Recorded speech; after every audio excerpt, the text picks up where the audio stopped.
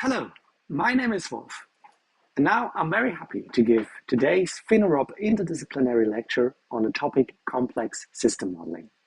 But before we get right into it, let's remind ourselves about the challenge that we are actually facing, and that is creating a sustainable food future by 2050.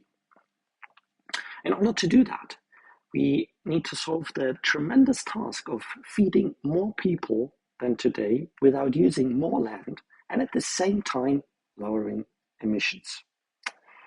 Now, in my words, in a nutshell, what PhenoRob does is optimizing crop production with technology. So how can complex system modeling help with that? It can contribute to questions like, under what conditions does a new technology get adapted? And perhaps more importantly, if it gets adapted, under what conditions does it actually lead to the desirable consequences? So a short disclaimer here, I won't answer these questions in this talk, but by the end of it, I hope that you have a broad understanding, a broad overview of what complex system modeling is and why we create the models the way we create, and perhaps why they are somewhat different to other types of modeling. So I structured my talk according to these following learning milestones. I want to start off with pointing out that we actually cannot not model. This has enabled and led to the tremendous success of classical reductionism underpinning all of modern science. But I want to make the point in this talk that this classical reductionism needs to be complemented with what we might call a systems reductionism. So how did we get here? Beginning with the great transformation of the Enlightenment, religious dogmatism was gradually replaced by rationalism and positivism. And the major insight or major realization that took place was that the whole can be understood from its parts. So we are not merely in the hands of our fate or in the hands of certain gods. We can actually understand the world around us ourselves. And in a way, you could argue that this reductionism is enabled by modeling. So what is a model? A model, in very general terms, is a simplified representation of reality. You may have heard the famous phrase by George Box, all models are wrong. And I want to make it even stronger and say the purpose of a model is to be wrong. Now, if we want to work with the truth, we have to work with nature directly. If we want to work with a model, then we do it because it is wrong. So you might ask, why do we have to reduce it all? So in information theory, what we call a bit stores the answer to a yes or no questions, typically represented as a list of zeros and ones. And if we now look at human physiology, then it is about 11 million bits per second that enter our body. But only about 50 bits per second is the rate the brain can process. So by comparing these numbers and their vast difference, you realize that human physiology requires simplification, and we do it all the time. We model all the time. So how do we model? Well, with a whole variety of different model media. We carry mental models, often subconsciously. When we talk to each other, we use verbal models. We sometimes draw and use graphical representations in pictorial models. In science, most often, we work with mathematical and computation models. Why are we doing that? Well, because the language of mathematics and a classical computer language requires us to become absolutely precise and conscious about the assumptions we have when designing our model. But the other side of the spectrum typically has much more impact on our understanding of the world and our actions within it. Now, to illustrate the power of mental models, I brought a riddle for you. A father and a son are in a horrible car crash that kills the dad. The son is rushed to the hospital, and just as he's about to go under the knife, the surgeon says, "I can't operate. That boy is my son." How can this be?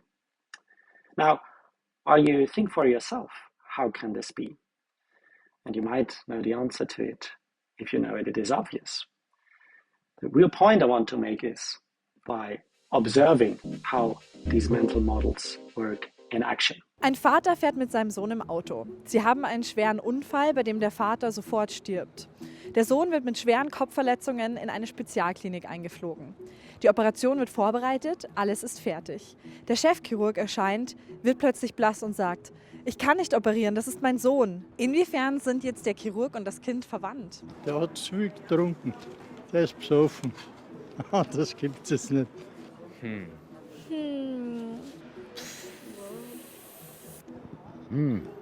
Das ist lustig. Ja. Es wurde ja nicht gesagt, dass der Vater, der im Auto saß, der Vater von dem Kind war. Und vielleicht wurde er adoptiert? Naja, der außereheliche Sohn oder so irgendwas. Dann wird es der Stiefsohn sein. Onkel oder sowas. Die Mutter hat den Typen, der tot ist, betrogen. Und eigentlich ist das sein Sohn. Wenn das nicht mit der Affäre stimmt, dann bin ich ratlos. Ich hätte noch ein ähnliches Rätsel, vielleicht kommt ihr dann drauf. Dr. Brandt wohnt in Hamburg und hat einen Bruder in Berlin, Professor Brandt. Professor Brandt hat aber keinen Bruder in Hamburg. Wie kann das sein? Der so brennt. Verleugnung? Sie sind Zwillinge, die verloren gegangen sind und sie wissen nichts voneinander. Also der eine weiß nicht von dem anderen. Verwechslungsgefahr? Es gibt mehrere Hamburgs, nicht auf der Welt. Urkundenfälschung? Dann gibt es verschiedene Brande. Eine Art Schwagerverhältnis? Es gibt Professoren, die auch Doktoren sind und umgekehrt. Und es gibt ja auch zum Beispiel Professoren oder Doktoren, die Frauen sind. Absolut. Habt ihr schon mal an das Geschlecht der Personen gedacht, über die wir jetzt so gesprochen haben?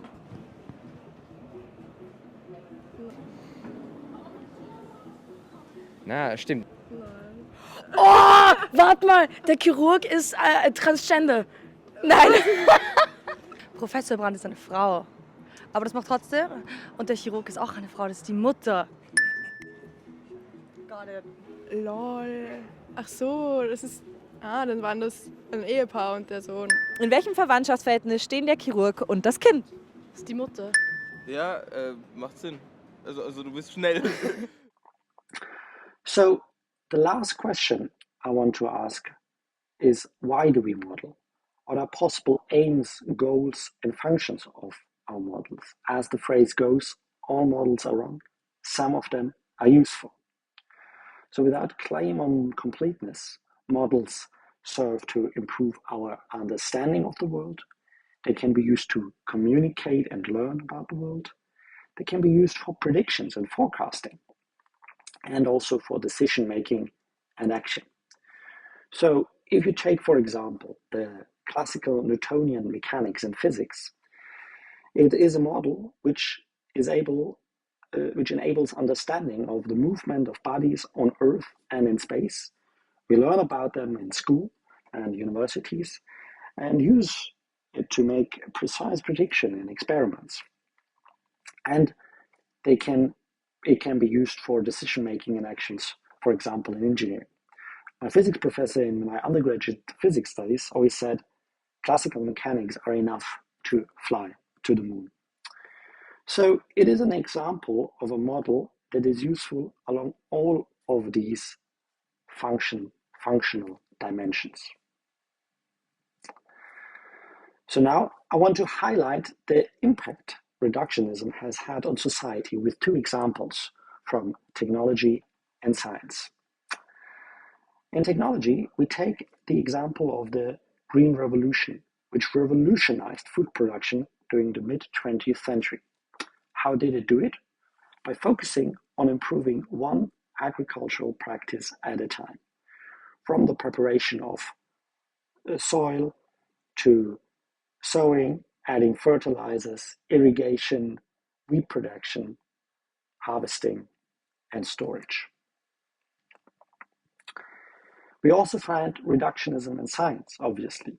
Here, as an example, you see the disciplinary structure of the German research Research Association with its broad categories of the engineering, life, and natural sciences, as well as the humanities and the social sciences. And within each discipline, we find even more sub-disciplines. So if we ask, did reduction work? We can say absolutely yes. We produced a lot of experts and their expertise is fantastic. But there are also problems with experts. So if you take this cartoon here as the reality for a moment, then this is typically what experts tend to see. So the eye expert typically primarily sees the eyes in this system. The nose expert sees the nose, and the mouth expert the mouth. So experts have the risk of overrating the importance of their element of expertise.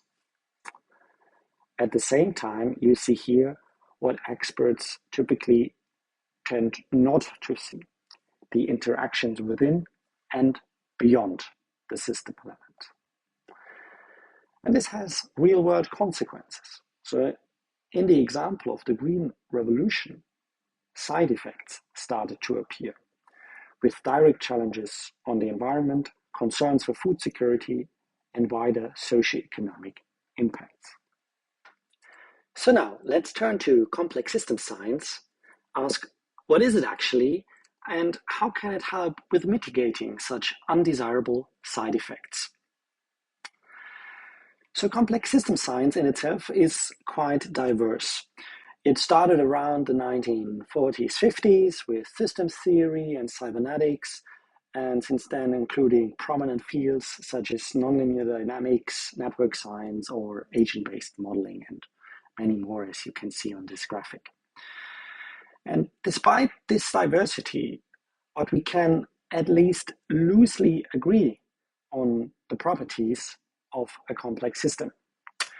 Here we distinguish between a micro level and a macro level.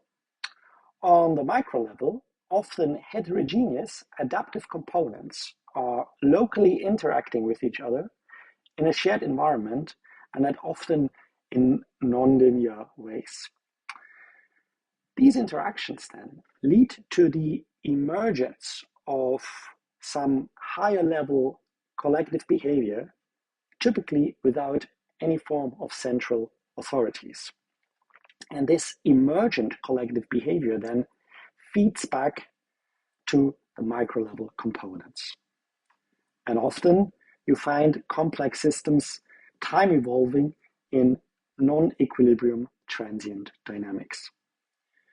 So while classical reductionism realized that the whole can be understood from its parts, complexity science is famous for the phrase, the whole is more than the sum of its parts.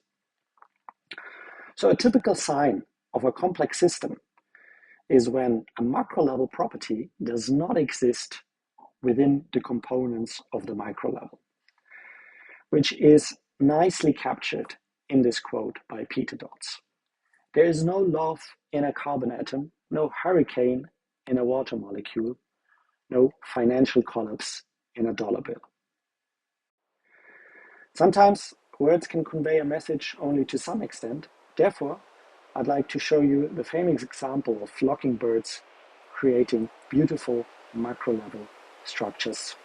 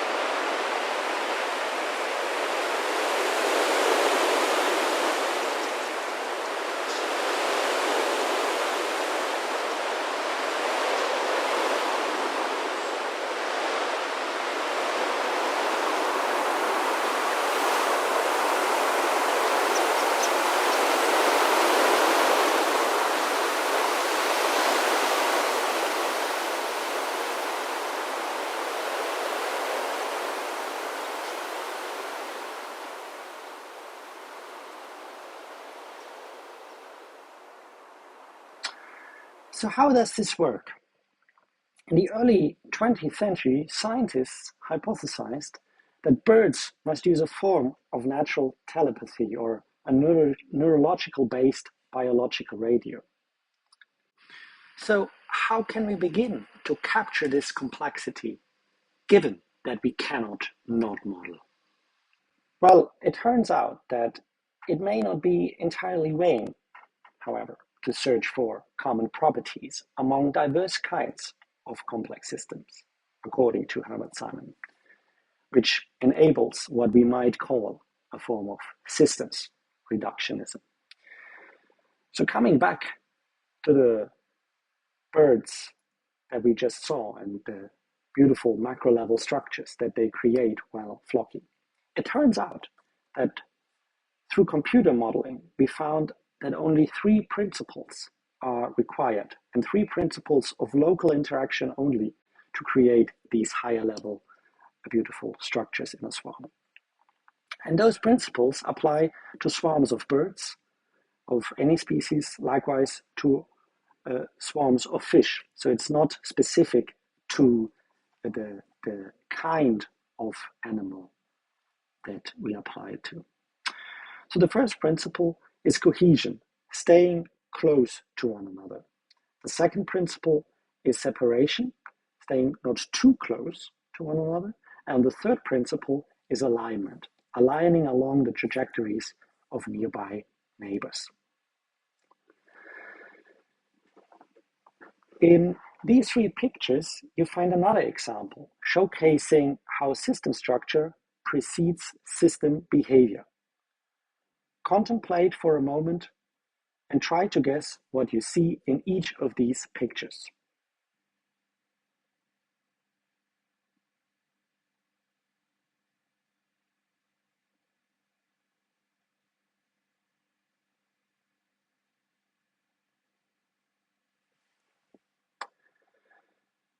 So on the left, we see some roots with fungi. In the middle, we see an art project of the European road network with all routes leading to Rome emphasized. And on the right, we see a tree. What do these very different systems have in common?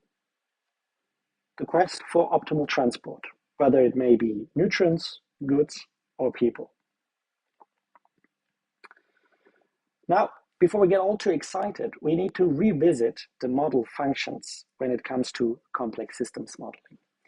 Recalling that a model can serve our understanding, communication and learning, prediction and forecasting, and decision-making and action. Now, from my experience, these possible functions are not equally fulfillable in complex systems. So, for example, when we aim for more quantitative predictions, we might need more complex, higher dimensional models. But often, the complexity of the model itself then limits an improved understanding of the mechanisms behind what we are investigating. On the contrary, more minimal and abstract models can facilitate such an understanding, and with that also communication, but are less amenable to quantitative grounding in empirical data. So systems reductionism comes at a price. Complex systems modeling requires a trade-off between model functions, and we should make this trade-off consciously. So one shouldn't criticize a model for its simplicity, but you can well criticize a model because it does not fit its purpose. The challenge here is that it is not always apparent or clear what the purpose of a model is. Furthermore, a model cannot be true or correct per se. So in practice, this means modeling is always an iterative process, whether that might be on the short time scale of a research project, but you can also think of the longer time scales of different schools of thought through history. But a good model, what makes a model good, is its coherence, so that it has no contradictions with it in itself, and that it makes its assumptions as transparent as possible. So let's revisit reductionism, again here with our little cartoon.